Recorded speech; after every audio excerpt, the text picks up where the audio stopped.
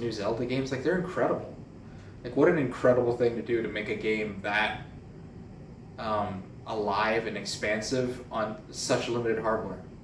You know, it's nothing compared to the PlayStation 5 or whatever. God, what did I just went on a fucking crazy stoner rant for no reason? What the fuck were we talking about? Oh my god, 6 minutes. Let me play some fucking games. Holy crap. So this was the second Castlevania game I played, and this was the first time I saw the trailer for it. Let's see, it'll play. Come on. You son of a bitch. There he goes. Ooh.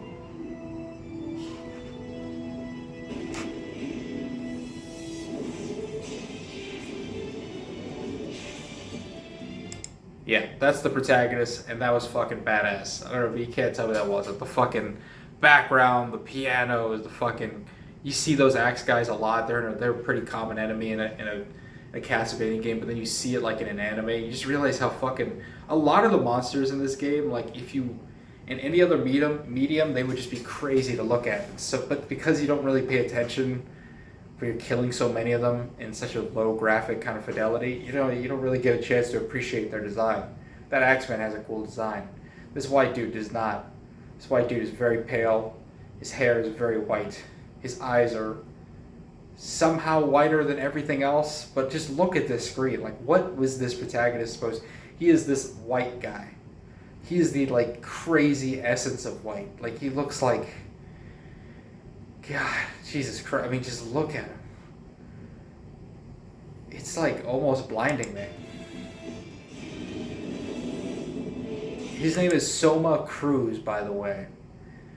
Which I guess he means he's Spanish. I've never seen no fucking Cruz that looks like this.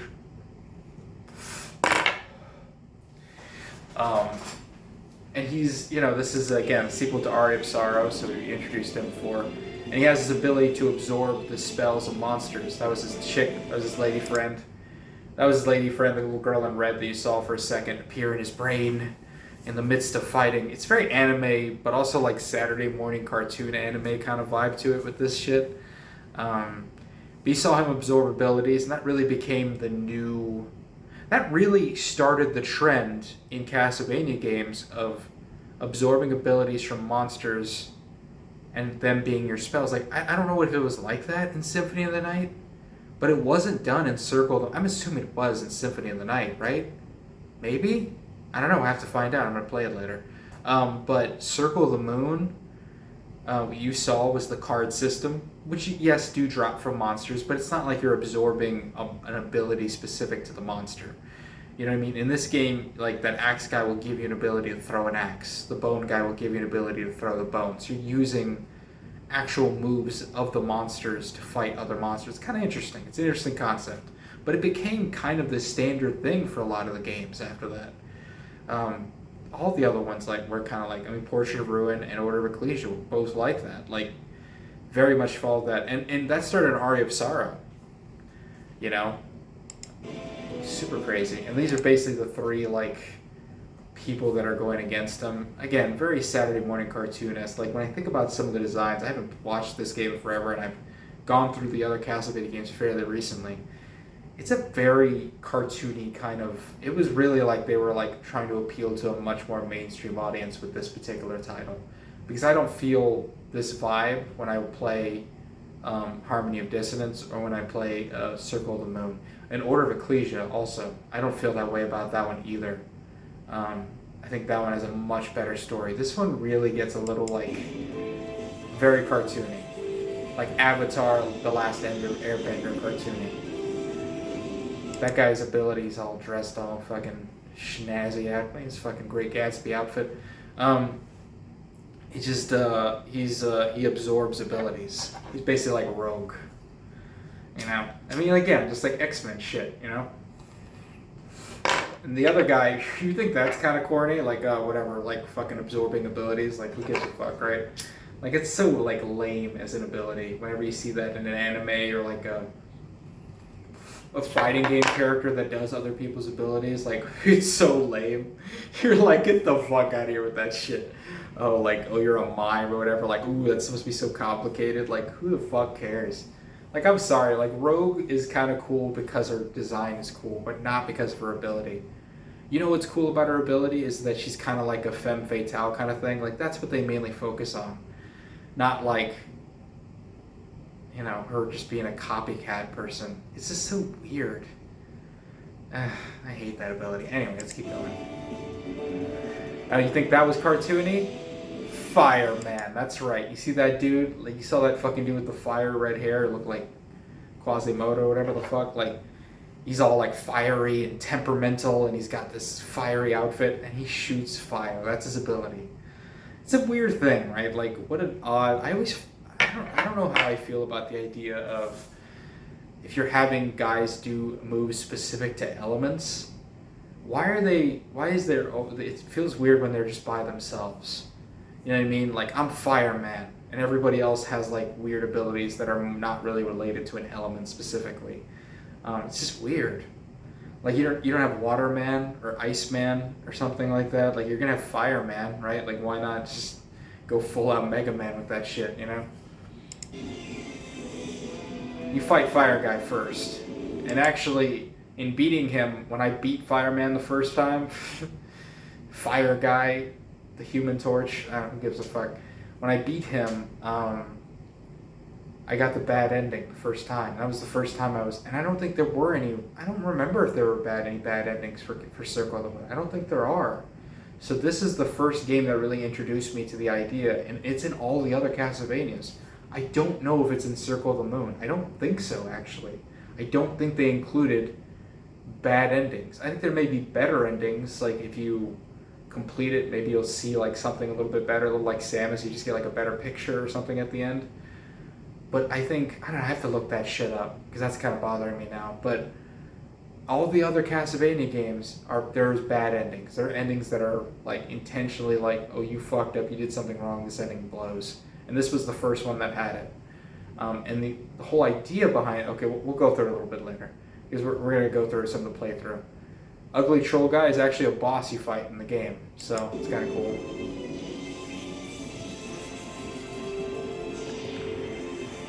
Okay, here's the other part. I'm sorry, I gotta stop it right away. The other thing about the DS is not only did so many games feel this stupid inclination to use D and S in the subtitle, they started finding whatever possible way they could to use the stylus.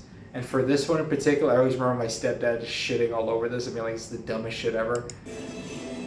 In order to beat a boss in the game, you have to draw a design. Okay, once you beat them, it's like when you knock out a Pokemon, but you gotta capture them after that. You capture them, so to speak, right? Or beat them, basically finish them off with this like scrolling thing that you have to do with your finger on the stylus pad. Like, isn't that fucking the lamest shit? That's gonna be one of the reasons why I'm not gonna play a lot of this on here, because I don't want to feel like clicking. None of the other games did that, by the way, because they realized how fucking stupid that was. How fucking stupid that was. Yeah, if that stayed here, that was so dumb. Anyway, it's just gonna keep running through it again. Let's play some fucking game. The problem with this shit, I have to admit, is that whenever you're doing DS playthroughs, they look like crap because you have to fucking do the two screens. And with this one, as I mentioned before, you kind of need it. So I'm sorry, it's gonna look kind of like shit. I've got like a dark background to put it in the background, but whenever you play Game Boy games, it's just one big ass screen, and it just fits perfectly on my TV. But you don't even. But with this, you're gonna have to look at this crap, and it looks like shit. I mean, this is what we were looking at before. You can see how obstructive that is. Maybe I can pull it back a little bit, make sure you get everything. Yeah, you're good. All right, let's play just a tiny bit in the beginning. Again, sequel. Stupid crap. Again, for whatever reason, they just felt the need to, like, okay, let's write something on there, so I'm going to use that. Hit okay.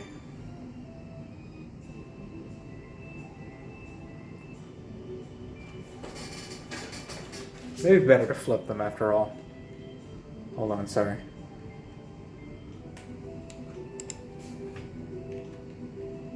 Yeah, we'll flip it. Let's look at closer. I know, it's very disorienting. basically what you saw is it's actually 2035. I don't know where they came up with that date. I mean, I guess the world would look like this in 2035. It looks like shit in the background, honestly. Focus that a little bit.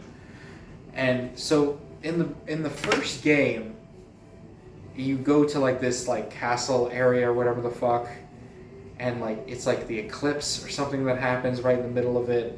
And it's very like almost like Japanese horror movie thing where it's like a bunch of teens and he's like one of the teenagers with this girl, I think, and they go to this castle and it's like the thing happens and it awakens his energy. And what you realize is that but Soma Cruz, he has like the power of Dracula within him, and he's like trying to like not allow it to consume him, but he has to invariably go through this whole world where he's like fighting through things and absorbing this dark energy, and potentially leading himself down the path of becoming Dracula, or at least becoming the new Lord of Darkness.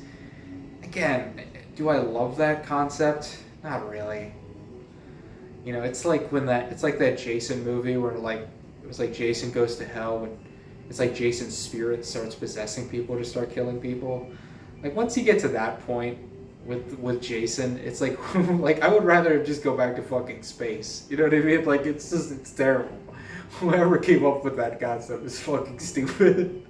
And like when I think about this one too, I'm just like, it's not, Dracula's not here. Or I don't know if he is or not. I can think you just fight like the embodiment of Dracula, which is to say you just fight like a nasty big ass boss. But I don't think Dracula himself makes an appearance. You're just Dark Guy. And like I became the evil version of myself when I beat that fiery dude. He's the first of the three people you fight.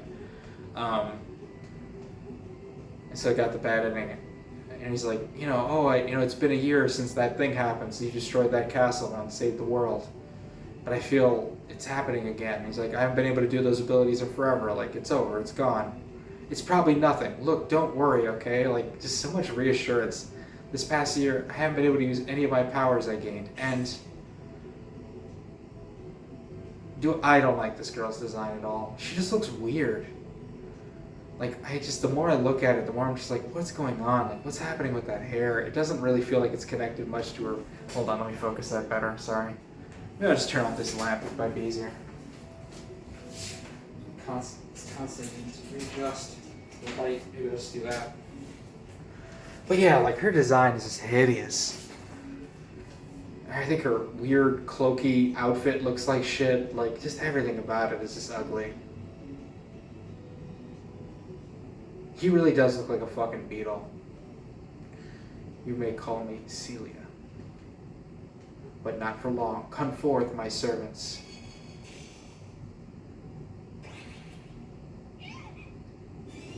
Oh shit. Skeleton man. Can you imagine just getting fucked up by this one skeleton dude? Like, you're just walking down the street and this one fucking motherfucker just like throwing bones at you, just starts fucking whipping your shit, and you have to go home knowing you got your ass kicked by this fucking dude.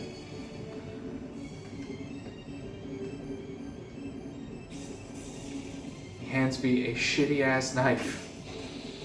Ugh, God. And so, honestly, I thought my controller was fucked up. Okay, hold on. So you establish it, right? Oh shit. Ugh. His little shit knife is terrible. I'm getting my ass kicked. Oh my god. This dude's fucking me up.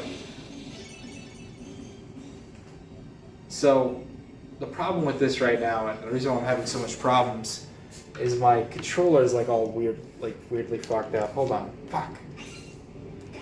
Hold on. It's driving me crazy. So you have this weird, so you have the basic attack, but then you have a super attack, and it's the button you would think the normal attack would be. That's why you saw me like doing that weird charge thing and all my mana went away. Yeah, it's really dumb. I don't know why they did that. Like, a super attack that isn't your spell, but also takes mana? Like, why would I need that? God, he's fucking crowding me. Back, bitch. You have a slide, which is pretty cool. I think I always remember the slide from Symphony of the Night, and that's really where I think it became super popular. I have like a second ability now. It's like to use this fucking thing. Oh my god. Got him. God, the Soma knife, which is in both Aria of Sorrow and Dawn of Sorrow, that first weapon you get. Fuck that thing, dude. I fucking hate that piece of shit. This stupid ass knife. It sucks so much. So, basically taught you the whole, like in fighting those three monsters, what it basically taught you was that you get 3 different variants of spells. It's actually something that's very common in all, and this became standard for all the other ones after that. This came from Aria of Sorrow. I believe it's in Aria of Sorrow as well. You have one that's like a basic ability that you can do with going Y and up. So it's like throwing a bone. You know, it's usually like a projectile, kind of like the knife or like the flinging axe. Then you have like an ability that you hit, like you hold the L button, and if the longer you hold it, like something could happen. So it might be like that spear thing where you do a barrier. Some of them help you kind of float for a little bit. They give you kind of like this temporary thing that you can only activate while you're, maybe you can heal yourself with like holding the L button or whatever. But it's generally not like a projectile. It's more just like I don't know, a state of being. I don't know. It's weird. It's hard to explain. These two can be somewhat similar, like, and to the point where again, there's so many abilities that it becomes kind of like I don't know. It just depends on what you want to use. Some things are just obviously more effective than others. But then you also have your third one, which is more like a status thing. So this one's giving me a defense buff. You might have one that gives you more of an intellect buff or a speed buff or whatever the fuck. So that's really kind of where the whole standard of spells being specific to 3 different kind of things became pretty much common throughout all the rest of the games. It's not like that in Harmony of Dissonance at all, and you saw what it was in Circle of the Moon. It's completely different. Super lame. She's so lame. Wait! Save your energy. You won't catch her now. It's like your friend that kind of like helped you out in the last game. I think he was also another like student, I feel like. The power didn't return. It was always with you. You just never had a need for it since you fled the castle. You've been living a bitch-ass life for the last year. You haven't gotten yourself in any situation where you need to throw a bone. And that set free all the souls that you had gained, Tomlin and Sofa. You mean I couldn't use the power because I was never in any danger? Yeah. No, I was never in any circumstance at all where, like, you know, I need to fling an axe into the air and watch it drop somewhere in the distance. Anyway, who is that woman? She seemed to know you. Faulkner. She's the priestess of a new and rapidly growing cult. We suspected she was up to something, so we've been keeping tabs on her. Like that come after Soma. She's all sad and bewildered by that. They want Resurrect, like some sought to do with Dracula. I guess they don't like the fact that I didn't become the Lord of Darkness. That they intend to create a new Lord by eliminating you. Soma, you eliminating? No. Soma, you don't need to get any more involved in this. Let us deal with it. That woman. See my demise. She said she would see my demise? Like, what the fuck does that even mean? See? You will see my demise.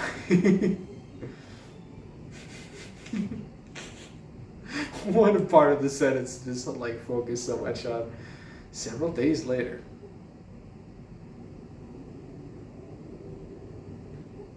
It's that cult's based here. Hammer's info wasn't so iffy after all. You doubted my word. This is another dude who you kind of beat in the last game. Here's the thing. You can already just tell from the story that you're seeing right now, none of this is super complex. Like, it's all pretty basic shit here. You know, when I think about the stories of Castlevania, a lot of them are just very much less is more. And everybody kind of acts more as like just a representation of good and evil. in the least and most complex way ever. Like, why is Dracula dark? Because he's dark, man. The fuck, like, you know, it doesn't really give you that much of a complexity to it beyond that. Like, why is he the good guy? Because he's the good guy. It's what he does. He just kills skeletons. You know what I mean? Like, everything is sort of bait in that way. So, is this story any more complex? It does add the element again of you becoming the darkness, which is, you know, that became a big trope, especially around this time, of like choosing a good path or an evil path. Although, like I said, the bad path is you just being the enemy, or the bad guy, the bad ending. Like, this guy's like whole thing is that he's kind of secretly has a crush on like this other girl that we're about to meet, and that's it. Like, that's his only trait. He's just a normal, happy dude who has a crush on a girl, and that's it. That's as deep as his character gets. He's like, I'm just here to help you. He's basically just a shopkeeper. Man, why wouldn't he just tell her about this? It's like, yeah, that's his thing. He just wants to be around a girl and creep on her ass. So this is interesting. Right, so you have the double screen, and so if you hit select, you can actually change what it's used for. This is the map, which is kind of cool that it can perpetually be on the screen. I like that. I mean, the double screen did have a cool function in that way. I hate this song. This was the song that was in the opening screen, though, and it's not fun or catchy at all. It's really lame. It sounds like a really bad, like, Saturday morning cartoon, like, intro theme. It's terrible. But as I was talking about with Circle of the Moon, the thing that it lacked was like kind of a monster guide, where, again, like, you're seeing it up there. That's the monster. It's monster number 6, the 6th monster I fought, right? It has like its weaknesses. You see all the little like symbols. It's hard to see that. I know my thing keeps like going light on there. It's hard to see with all this, but you can see all the symbols. Like those are indications of you know, like what it's weak against. Like it's weak against, I guess, earth. I don't know what that one is. I guess that's just melee attack, electricity, butthole. I don't know. Darkness. What is that one? Poison? I don't know. It's hard to explain. It's not super clear. But the other thing it does is it shows you the items that it may or may not have. This one, it shows you the lines are there. It means there's no items at all. And you already have the spirit from it. That was a spirit where you could throw a fucking bone. Thank God you get a fucking sword to move on with your life. And, you know, you can just go back to doing that. Let's see. God, that song sucks. I may turn it down. It's so bad.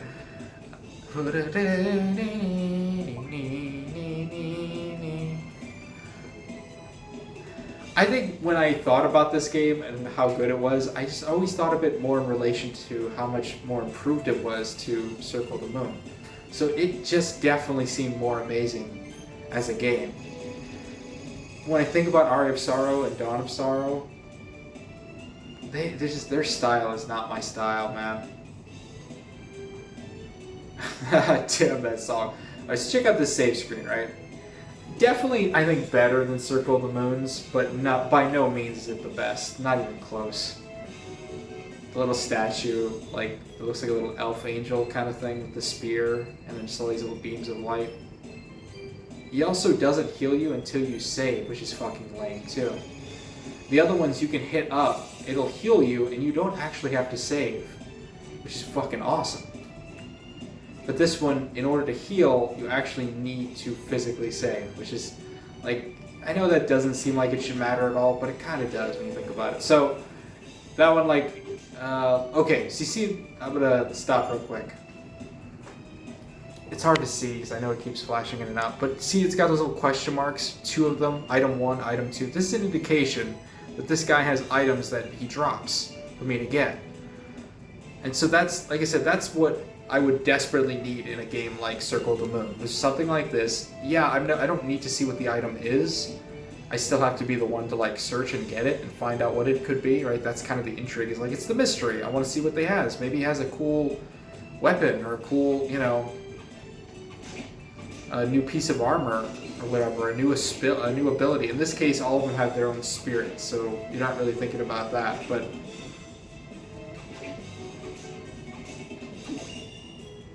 Level up, and then I got a spirit. Throw an axe upwards. That's pretty cool. Let me put that on real quick. No, not that. I forgot. It's like souls, spirits. Oh my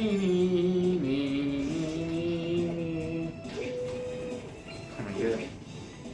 I'm in the cemetery, but I feel bad for that thing. And so these are the other people you meet. These are like basically like the vampire hunters that you kind of run into. All the other people were more like oblivious oafs that kind of were like, they were just like students. I said the dude in the black hair is like kind of like a part of another organization, I think. It's not that interesting or even that complicated. It's just, you know, I forget. It's been a while. Her name is Yoko. And there's Julius Belmont, member of the Belmont family.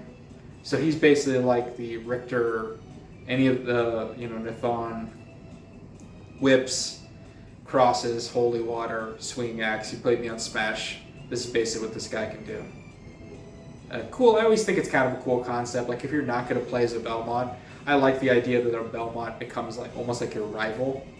And you can kind of, I think you end up fighting him at some point. I could be wrong about that. I can't remember. I think you do wind up fighting him. I do like that. I thought that was kind of a cool concept. They started doing that where it's like you get to fight the OG like Castlevania character with all the basic Castlevania abilities. So basically they're both here to like, you know, try to see if they can stop this shit. Yes, I know. There's no reason for you to be here. That's right. You're only putting yourself in danger. So they're worried that he's like going to become part of this dark cult. He's like, Julius, I'm gonna go alone. I'm gonna go check this shit out, bro. Fuck out of here. Fuck hose. And he just runs off and does Belmont shit. I like how he just jumps over the bridge and is like, I don't need to fucking open that up for you guys. You can figure that shit out yourselves. Holla. Man, they're so selfish. I bet you have no intention of going home either. Well, fine then. Here, take this. Magic seal. Magic seal? The cult leader appears to create gates that draw the power of darkness. Gosh, she's about to give you this lame-ass fucking gimmick that I'm talking you about. So I gotta fucking, with my clicker, and I will never be able to do this. It means I probably won't actually get to play any bosses with this shit. I mean, unless I find a way to do it quickly in the middle. Ugh, it's gonna be so lame. Like, I have to turn my controller down, put my fucking little clicker up here, and then try to somehow seal these things. Okay, now you try. Ugh. Ugh. That's not right. Ugh, god damn you. I'm using my fucking... It's like trying to paint on fucking clip art paint right now. This is a little lame. Ah, I'm gonna have to watch her do it. Ugh. Ugh. Ah, god, this sucks. Hold on.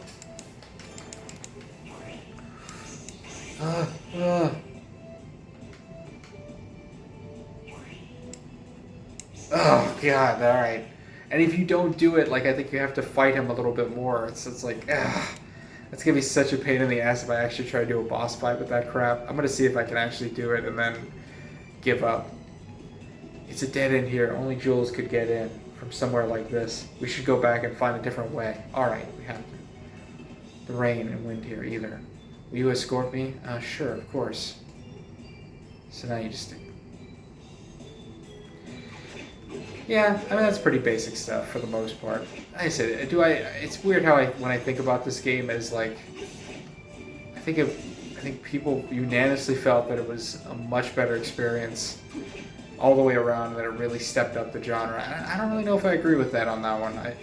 I would have thought, like, playing it, that like would be much higher on the list than it is right now, but when I think about it, I need to kind of play a little bit more and kind of...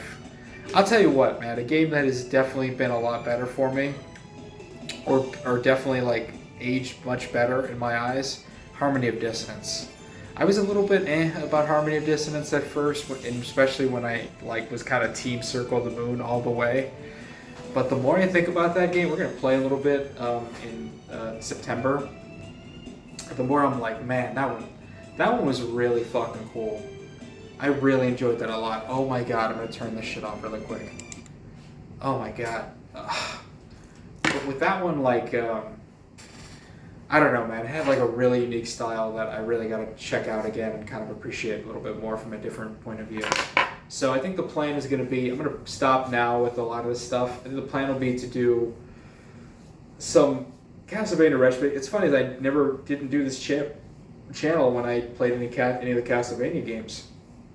I was like making videos and being all angry, but I wasn't like doing any of this.